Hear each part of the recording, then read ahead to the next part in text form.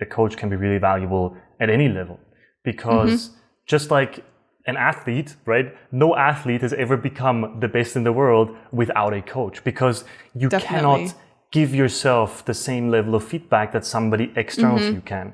And so I think not just for the leadership, but really everybody benefits from getting a coach. And actually at Stellate, a while back, I think now 3-4 months ago, we introduced coaching for everyone. So we use a service and everybody gets a completely external and their own coach that they get to choose based on their preferences.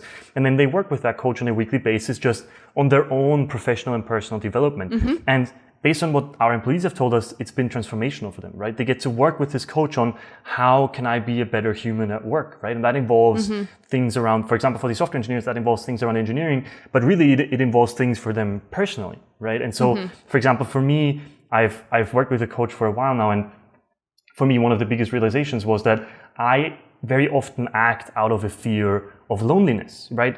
Basically, my core existence as a person is defined by a very deep fear of loneliness. I love being with people, I love talking to people, and I have a fear of people not liking me. And in certain ways, that's working well for me, right? There's ways in which that helps me be more personable. I can talk to anyone. Right? There's ways in which it sort of shows positively, but there's also many ways in which that shows negatively, right? I'm conflict averse. I don't tend to get into conflict. I don't tend to give people direct feedback that I have in my head. And so through this realization of what is the root cause of me facing both of these problems and disadvantages, I'm now able to work through that, and I can actually take that into account when I make a decision, right? And now I notice myself being conflict averse, and I go, look, Max, you're shying away from this task that really you should be doing, right? That's going to move the company forward, because you're acting in a way that's congruent with your fear of loneliness, and really just get over that hump, right? And 99% of the time, my fear of loneliness was completely overblown. But even when it isn't, it's important for me to get those tasks done, and I need to do them anyway and not shy away from them. And so